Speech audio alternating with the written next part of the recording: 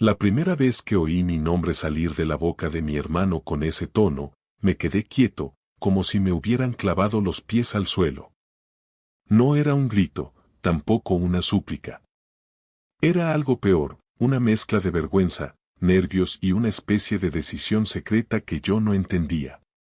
Yo estaba apoyado en el marco de la puerta del salón, todavía medio dormido, todavía sin saber que ese día iba a partir mi vida en dos. Cuando él levantó la vista y me vio allí, se quedó pálido, como si hubiera sido descubierto en un delito que aún no sabía que había cometido. Y lo más raro es que yo no dije nada. Me quedé parado, mirándole, esperando que hablara, como si mi silencio fuese una cuerda alrededor de su cuello. Nunca olvidaré ese instante, porque fue el primero que realmente me hizo pensar que algo grave estaba pasando. No conoces la traición hasta que ves a alguien de tu familia mirarte como si fueras un obstáculo. Ese gesto, esa especie de susto mezclado con rabia contenida, fue mi primera señal. Y aún así, no entendí nada. Solo noté que se apresuró a cerrar una carpeta que tenía sobre la mesa, como si dentro hubiera algo que yo no debía ver. Me acuerdo de que le pregunté, con voz normal, casi tonta. ¿Todo bien? Y él dudó un segundo antes de contestar. Sí, cosas del trabajo. Pero lo que tenía en la mesa no parecía trabajo. Era una copia del testamento de mi padre. Y yo no lo sabía todavía, pero él llevaba semanas moviendo cosas, llamando a gente, presentando papeles, y todo sin decir nada a la familia. Ese día, él me sonrió como si nada. Una sonrisa falsa, mal hecha, demasiado rápida. Y yo, que siempre había confiado en él, que siempre había sido el que más le defendía, simplemente me tragué la explicación. A veces pienso que la traición empieza así, suave, silenciosa, sin que te des cuenta. Te coge desprevenido porque viene de alguien que nunca imaginaste que pudiera hacerte daño. Yo aún creía que todo estaba bien entre nosotros, que seguíamos siendo los mismos dos hermanos que se cuidaban desde pequeños. No sabía que aquello era solo el primer paso hacia algo que me iba a cambiar por dentro. Ese mismo día, cuando salí de casa de mi madre, noté una presión rara en el pecho. Un peso. Como si me respiraran por dentro. No sabía por qué. No sabía de dónde venía. Pero era como si algo me estuviera avisando. Y aún así, lo ignoré. Yo soy de esos que aguantan, que no montan dramas, que prefieren pensar que todo tiene una explicación lógica antes que asumir lo peor. Durante las semanas anteriores, había notado cosas sueltas, detalles que ahora cobran sentido, pero que en aquel momento no supe interpretar. Reuniones de trabajo en horarios extraños. Llamadas que él contestaba fuera de casa. Comentarios que mi madre hacía sin querer, como tu hermano está muy ocupado últimamente, ha tenido que volver a hablar con el notario, dice que ya está solucionando todo él solo. Yo pensaba que solo estaba siendo responsable. Siempre había sido el organizado, el que llevaba los papeles de la familia. Yo confiaba en él. Para mí, él era el que siempre ponía orden, no el que creaba problemas. Pero esa tarde algo cambió. Cuando cerró la carpeta tan deprisa, como si escondiera un arma, y me sonrió de esa forma tan poco natural, algo dentro de mí se rompió un poco. No todo, todavía. Pero algo. A partir de ahí, empecé a fijarme más. No porque sospechara de nada concreto, sino porque esa sensación rara no se iba. Era como una espina pequeña que no sabes dónde está, pero que notas cada vez que te mueves. A veces lo veía entrar y salir de casa de mi madre con papeles bajo el brazo. Otras veces lo veía evitar mis preguntas con respuestas demasiado rápidas, demasiado exactas, como si se las hubiera ensayado. Creo que lo que más me dolió, ya desde el principio, fue que ni siquiera me daba la oportunidad de entender. Ya estaba decidido a ocultarme algo. Ya había cruzado una línea que yo no sabía que existía. La tensión empezó a crecer entre nosotros, aunque ninguno de los dos decía nada. Eran cosas pequeñas, él me hablaba menos, me esquivaba la mirada, se mostraba nervioso cuando yo entraba a una habitación donde él estaba. A veces, cuando sonaba su móvil, salía al patio a contestar. Otras veces se encerraba en el coche. Y yo, sin saberlo, ya estaba metido en la historia que iba a destrozarnos como familia. Lo curioso es que, antes del golpe final, antes de que entendiera lo que estaba pasando, yo realmente pensé que el problema era mío. Que estaba paranoico, que estaba exagerando. Incluso llegué a sentirme culpable por desconfiar de él. Es mi hermano, me repetía. Mi hermano no me haría daño. Mi hermano no haría nada a escondidas. Mi hermano no mentiría por algo importante. Y ahí estaba yo, aferrado a esa idea, como si repetirla pudiera hacer la verdad. Lo que no sabía es que, mientras yo intentaba tranquilizarme, él ya había tomado una decisión definitiva a mis espaldas. Una decisión que afectaba a mi madre, a mí y a todo lo que mi padre había dejado. Una decisión que me iba a caer encima como un ladrillazo. Una noche, antes de descubrir todo, me llamó mi madre llorando. Pensé que era algo de salud, algo urgente. Pero no.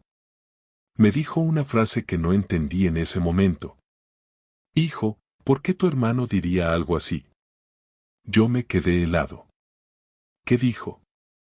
Ella dudó, suspiró, y entonces lo soltó.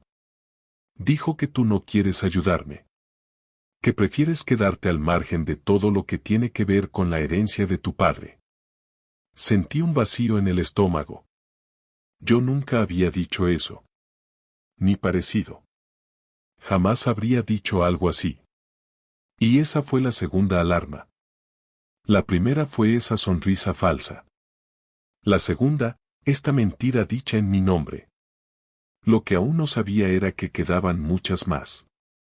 Nunca olvidaré la mañana exacta en la que todo encajó.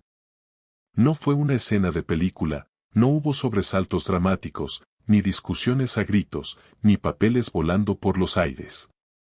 Fue algo mucho peor, una verdad que se me reveló despacio, sin intención de esconderse, como si llevara semanas intentando llamarme la atención y yo, por puro instinto de conservar la paz, me hubiera negado a escucharla. Empezó con una llamada del banco.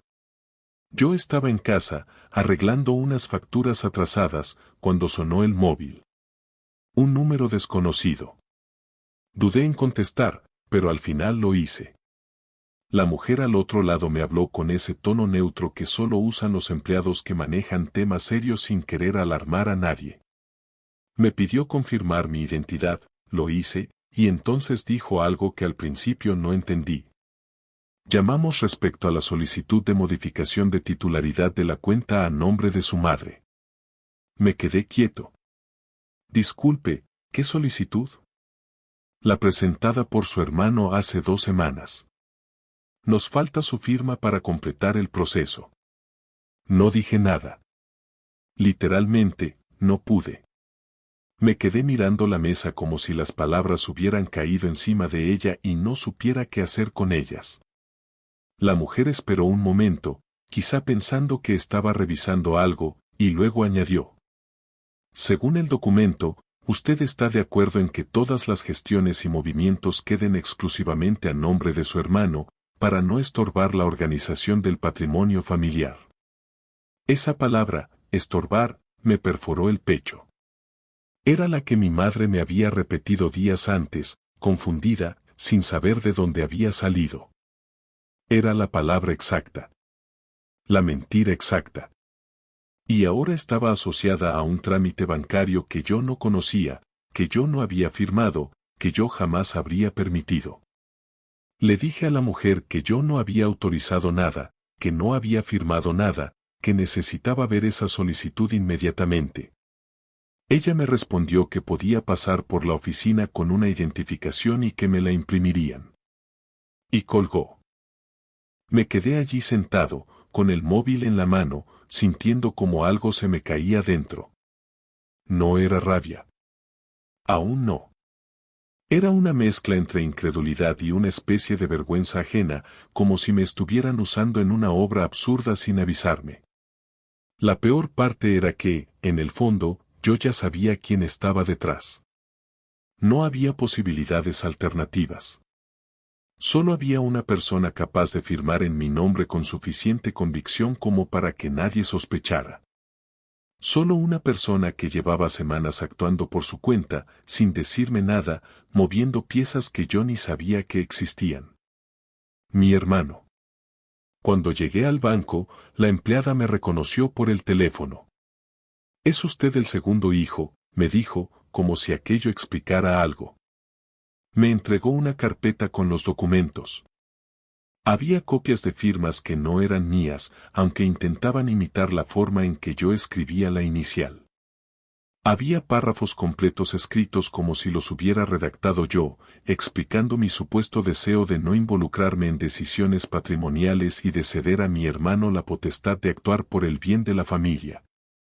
Leí cada línea sintiendo como una angustia tranquila me iba subiendo desde el estómago a la garganta. No era furia. Era algo más frío, más decepcionado, más antiguo. Cuando cerré la carpeta, la empleada inclinó la cabeza. «Entiendo que hay un conflicto familiar», dijo despacio. «Si quiere, podemos suspender el trámite inmediatamente». Asentí. «Sí. Suspéndanlo. Y por favor, bloqueen cualquier solicitud futura si no lleva mi firma en persona». Salí del banco con la carpeta en la mano. El aire me pareció distinto, como si el mundo hubiera cambiado de peso sin avisar. Me senté en el coche y abrí los documentos otra vez, incapaz de asimilar lo que estaba viendo. No era solo que hubiera falsificado mi firma. Era que había tomado decisiones en nombre de toda la familia, como si yo no existiera, como si mi opinión fuera un estorbo, como si yo fuera un problema a solucionar, no un hermano. Estaba reorganizando las cuentas, las propiedades de mi padre, las inversiones, todo. Y lo hacía presentándose ante abogados, notarios y bancos como el portavoz oficial de la familia, el responsable de todo. Y lo más grave, lo había hecho pasando por encima de mi madre. Esa parte me dolió más que lo demás. No sé cuánto tiempo estuve dentro del coche con los papeles abiertos sobre las piernas. No sé si fueron 10 minutos o una hora. Solo sé que en algún momento dejé de mirar los documentos y me quedé viendo mi propio reflejo en el cristal del coche, preguntándome en qué momento exacto mi hermano había dejado de verme como su igual. Y entonces sonó mi móvil. Era él. Lo miré durante unos segundos antes de contestar, como si tuviera que prepararme para un combate. Cuando finalmente deslizó mi dedo por la pantalla, intenté sonar normal. «Dime». Su voz llegó muy tranquila. «Demasiado». ¿Has ido al banco? No lo preguntó sorprendido. Lo preguntó como quien consulta un trámite administrativo pendiente. «Sí», respondí. «Ya he visto todo». Hubo un silencio corto, casi imperceptible, como si estuviera calculando la siguiente frase. «Me imaginé que te pondrías así», dijo. Esa frase, pronunciada con una calma casi arrogante, me encendió algo por dentro que llevaba semanas queriendo estallar. ¿Así cómo?, pregunté. Suspiró, como si fuera él quien estuviera cargando un peso injusto. «Mira, es mejor que lo lleve yo. Tú eres más emocional. Mamá no puede estar gestionando cosas y tú no quieres complicarte. Yo solo estoy ordenando todo». Me quedé mudo. No sabía si reír o gritar. O si colgarle y verlo en persona. O si directamente romper la carpeta en 1000 pedazos. Me estaba diciendo que yo no quería complicarme. Me estaba diciendo que él estaba ordenando. Me estaba diciendo que yo había aceptado esto. ¿Tú te oyes?, le dije por fin. ¿Falsificaste mi firma y aún te crees que tienes razón? No lo entiendes, respondió, sin alterarse. Si te lo hubiera dicho, habrías empezado a cuestionarlo todo. Te conozco. Ese te conozco me cayó como un ladrillo. Como si yo fuera un niño. Como si no pudiera decidir por mí mismo. Como si él pudiera tomar decisiones por mí porque sí. Tú no decides por mí, le dije, ya con la voz temblando, aunque no de miedo. Alguien tiene que hacerlo, respondió él. Y papá habría querido que fuera yo. Ahí lo sentí. El golpe. El verdadero golpe. El que te deja sin aire. Usó a mi padre. A nuestro padre. Como argumento para justificar su traición. Me quedé callado. No porque no tuviera nada que decir, sino porque supe que lo que estaba viendo ya no era un malentendido. Ni un error. Ni un impulso. Era una decisión. Una decisión premeditada. Una decisión fría. Y yo estaba fuera de ella. No hubo forma de posponerlo. Ya no era una cuestión de sospechas ni de silencios incómodos. Mi hermano había falsificado mi firma, había manipulado a mi madre, había hablado por mí, había tomado decisiones que no le correspondían y, para colmo, se había aferrado al nombre de nuestro padre como si fuera un aval moral. No podía dejarlo pasar. Y aunque yo no soy una persona que busque el conflicto, esa tarde sentí algo parecido a una obligación. No un impulso, no un arrebato, una obligación. Como si no enfrentar lo que estaba sucediendo fuera traicionarme a mí mismo. Esperé a que mi madre saliera a hacer unas compras y fui directamente a casa de mi hermano. Lo encontré en el salón, sentado con su ordenador, revisando algo como si nada estuviera pasando. Como si el mundo no se hubiese torcido. Como si yo no existiera. Ni siquiera levantó la vista cuando entré. Ese gesto, o esa ausencia de gesto, fue casi tan hiriente como todo lo demás. Tenemos que hablar, dije, sin rodeos. Él cerró el portátil con una tranquilidad ensayada, y cuando por fin me miró, su expresión era la de alguien que se prepara para una charla que considera inevitable, pero que ya cree que tiene ganada. Y esa superioridad tranquila me golpeó con rabia. Lo imaginé, respondió. Siéntate. No me senté. No podía. Mi cuerpo entero estaba demasiado tenso como para hacerlo. Me quedé de pie frente a él, y por primera vez en mi vida lo vi pequeño. No físicamente, sino moralmente. Una persona capaz de justificar lo injustificable con tal de mantener su versión del mundo bajo control. Quiero que me digas por qué hiciste todo esto a mis espaldas, le solté. Quiero escucharlo, de tu boca, sin rodeos. Él suspiró como si yo fuera el problema. Como si yo estuviera exagerando. Como si yo no entendiera el bien común. Porque alguien tenía que encargarse, respondió. Mamá no está para estos temas, y tú eres demasiado emocional. Siempre lo has sido. Ese siempre lo has sido me encendió. Era el tipo de frase que se lanza para invalidar a alguien sin tener que dar explicaciones. Un truco. Un golpe bajo emocional. ¿Emocional yo? Pregunté. El problema no es que sea emocional. El problema es que tú te crees con derecho a decidir qué soy o qué hago. Él se pasó una mano por la cara. No empecemos, por favor. Ya empezaste tú, respondí. Cuando falsificaste mi firma. Lo dije despacio, para que sintiera el peso de esas palabras. Pero no se inmutó. No hubo vergüenza. No hubo culpa. Solo una especie de fastidio, como si yo estuviera retrasando un trámite. No iba a poner en riesgo todo por tus dudas. Ya nos conocemos, dijo. Esa frase me dejó helado. Ya nos conocemos. Es increíble cómo una sola frase puede resumir años de condescendencia, de decisiones a medias, de silencios incómodos. En ese momento entendí que él llevaba mucho tiempo viéndome como alguien de segunda categoría.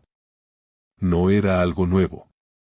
Era algo que se había instalado en su forma de mirarme y que yo, por evitar problemas, había dejado pasar. ¿De verdad piensas que puedes hablar por mí? Insistí. Puedo hablar por la familia cuando la situación lo exige, respondió, sin titubear. Papá siempre me dijo que yo tenía que ocuparme de estas cosas. Ahí estaba otra vez. Nuestro padre. Usado como escudo. Como excusa. Como arma. Sentí un calor subir por mi pecho, una mezcla de indignación y tristeza. Papá jamás te pidió que pasaras por encima mío, dije. Jamás.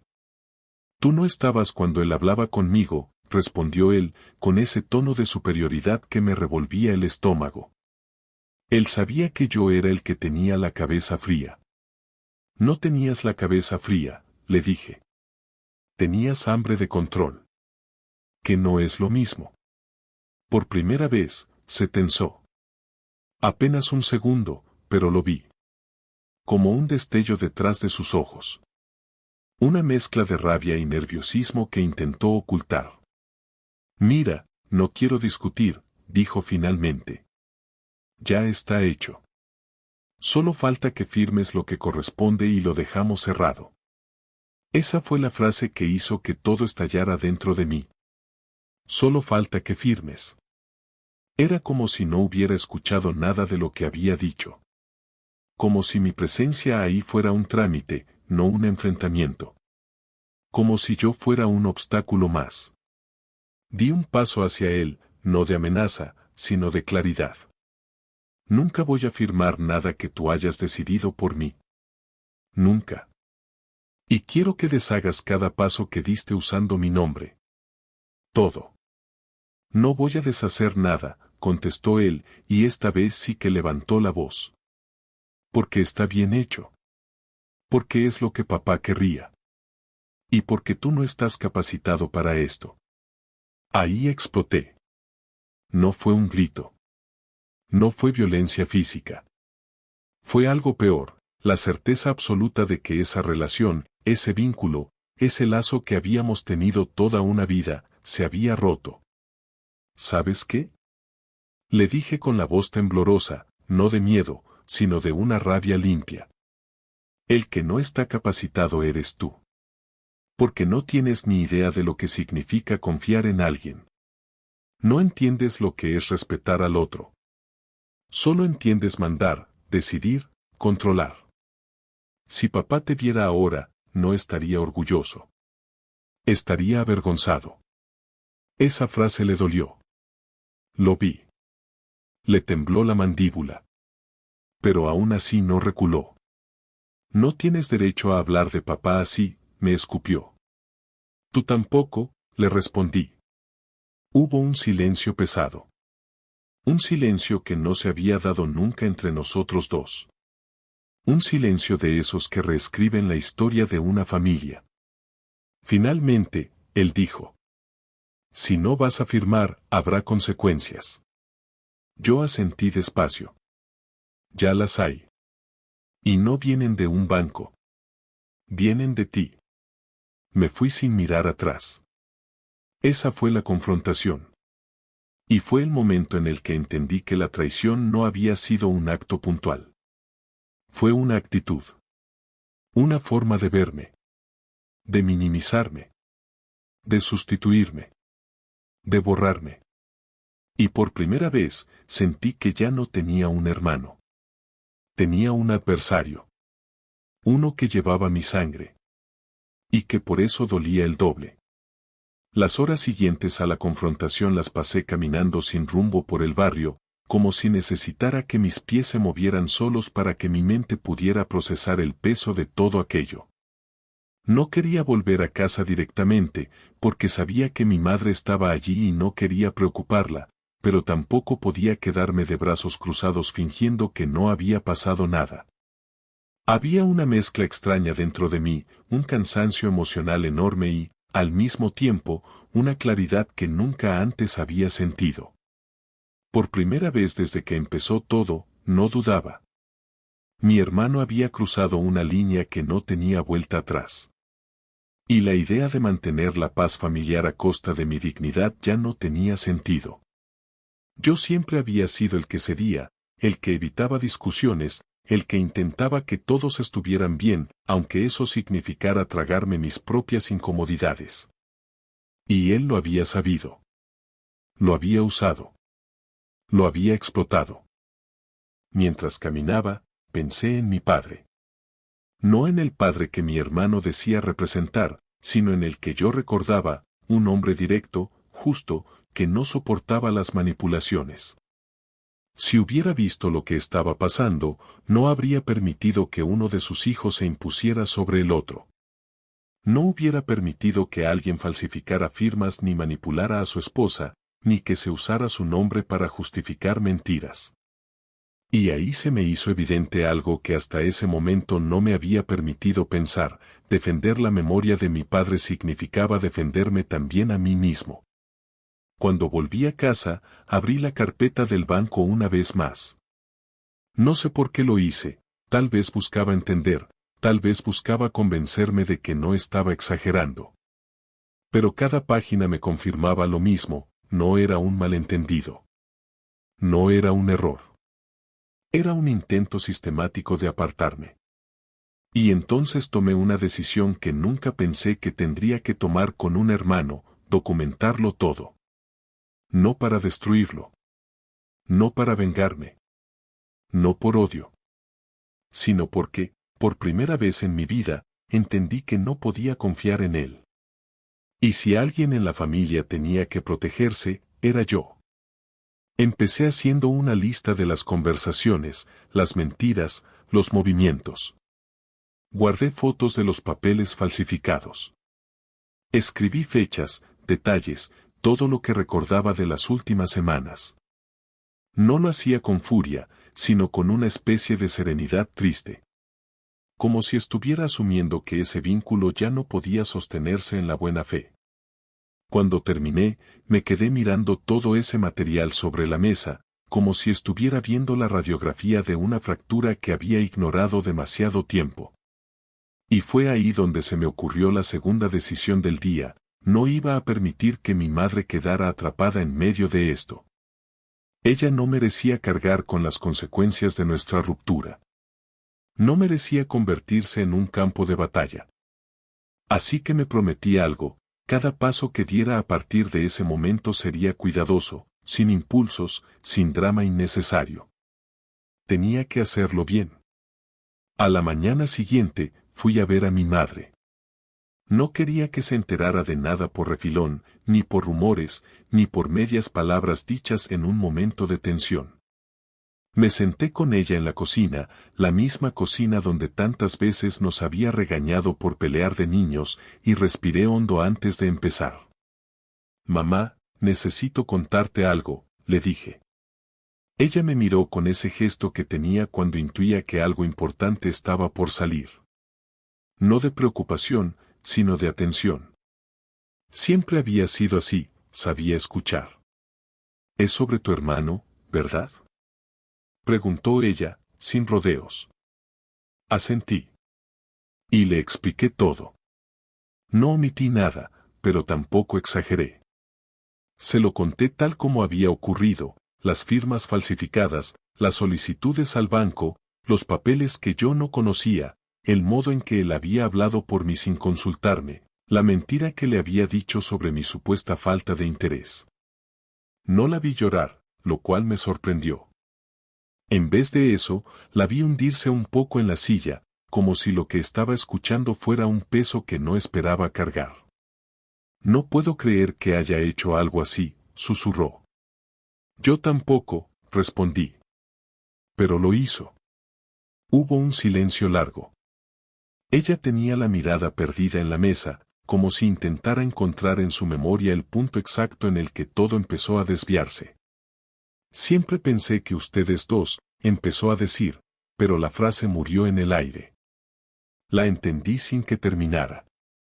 Ella siempre había creído que los dos éramos inseparables. Que la muerte de papá nos había unido aún más. Que jamás nos faríamos daño. «No quiero que te sientas culpable», le dije.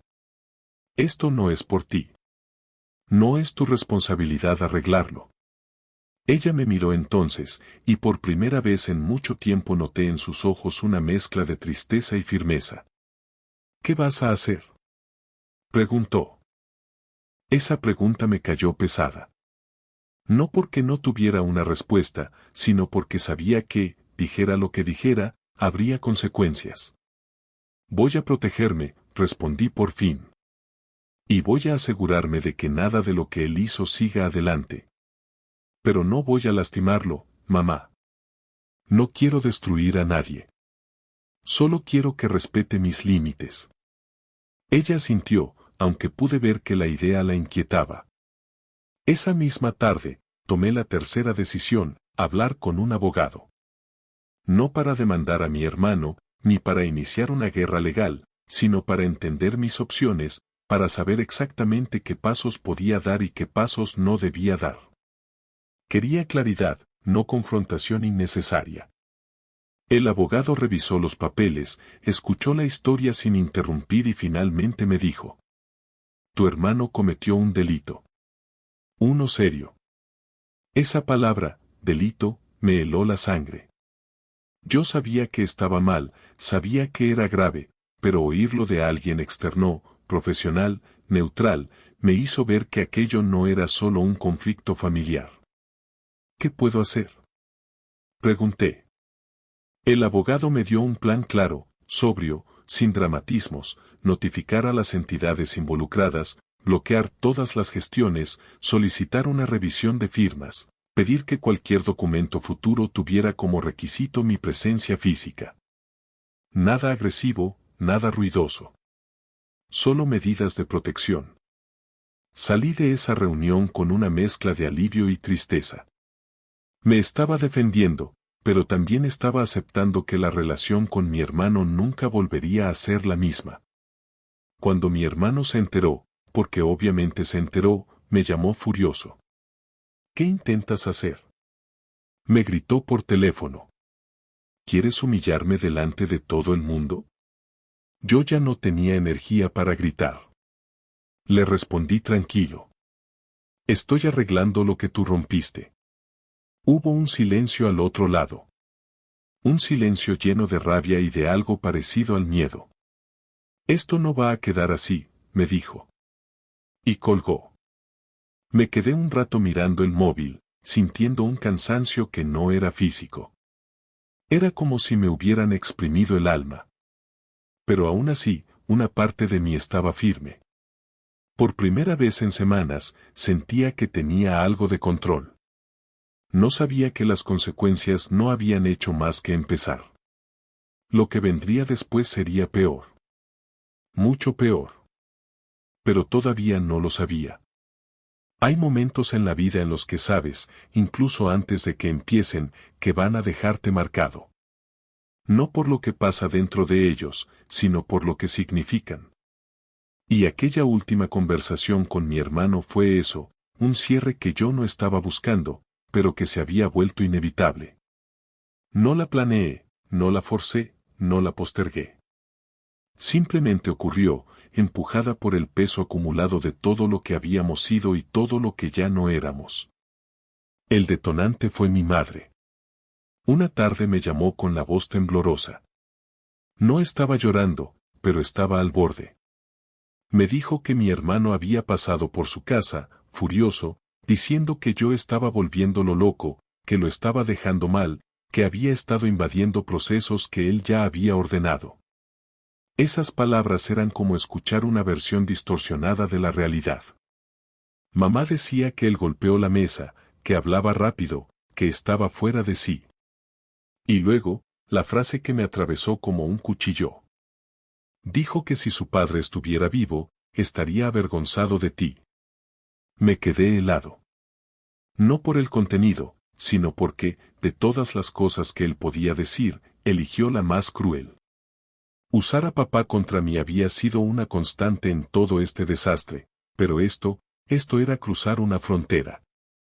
Esa llamada me dejó sentado en silencio, mirando la pared como si buscara algo que no estaba ahí.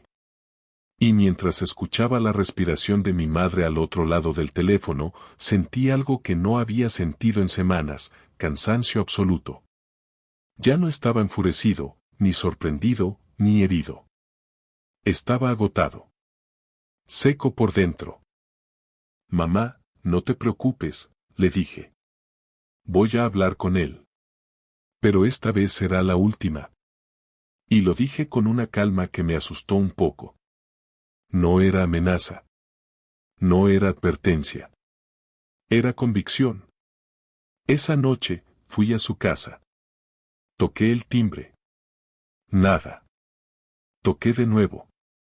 Pasaron unos segundos, y entonces abrió la puerta con cara de fastidio, como si yo fuera un vecino pesado.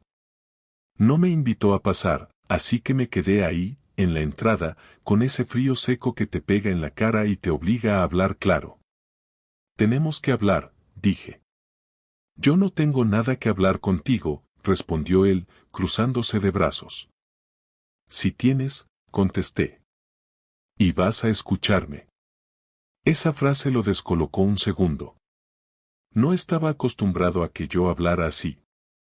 Siempre había sido el que evitaba tensiones, el que intentaba suavizar las cosas.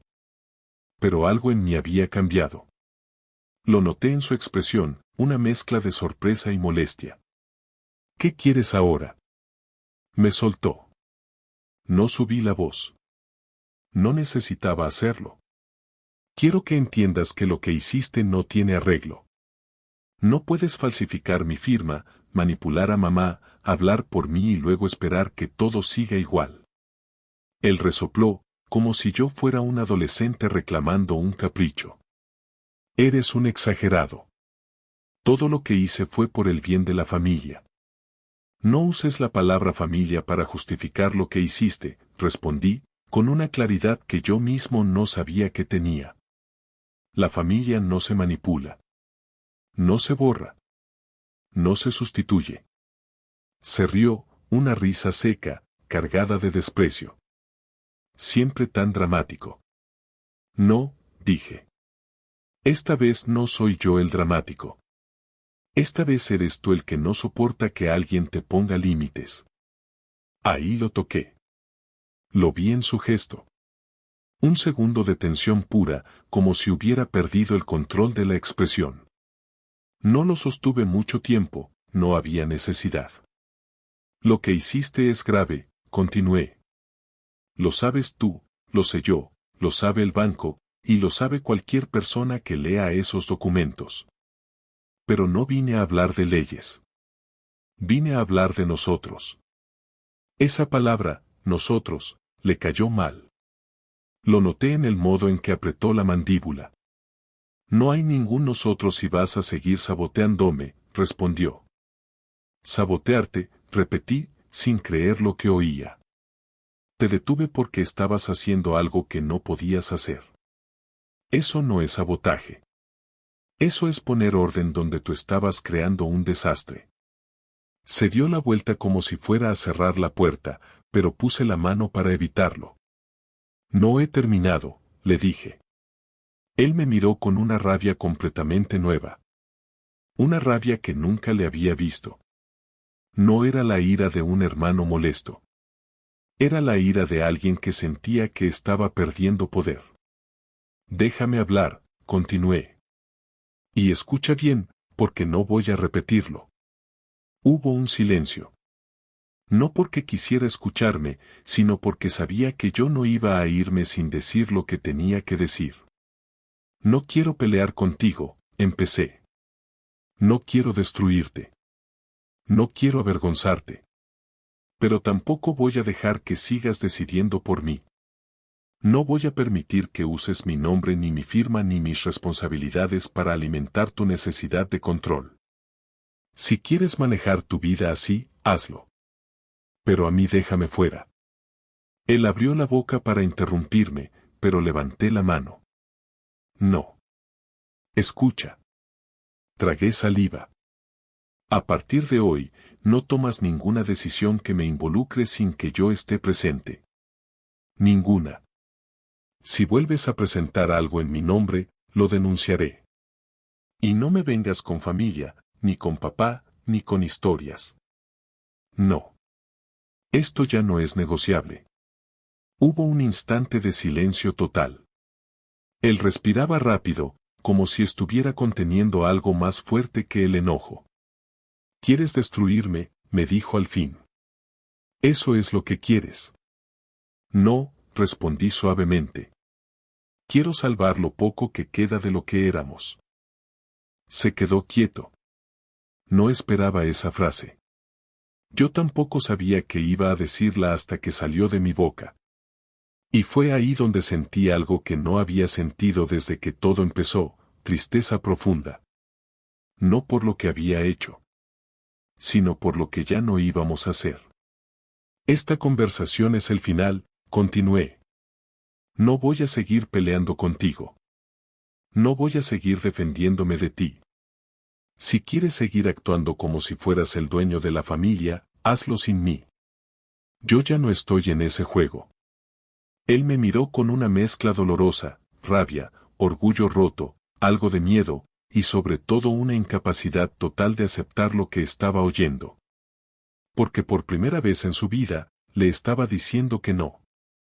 ¿Así de fácil?, preguntó con desprecio. No es fácil, respondí. Pero es lo que tiene que ser. Y entonces lo dije. La frase que cerró todo. Ya no eres parte de mis decisiones. Y yo ya no soy parte de las tuyas. Eso es todo. Él no respondió. Simplemente cerró la puerta en mi cara. Sin un grito. Sin un golpe. Sin un insulto. Solo la puerta. Seca. Definitiva. Me quedé unos segundos frente a la madera, escuchando el silencio del otro lado. Fue un silencio tan profundo que, por primera vez en semanas, sentí algo parecido a una liberación. Dolía. Mucho. Pero también liberaba. Bajé las escaleras del portal sabiendo que algo enorme había terminado. Que no había vuelta atrás. Que, de algún modo, la familia que conocía había cambiado para siempre. Pero yo también había cambiado. Y al menos ahora sabía quién era. Y quién no quería volver a ser.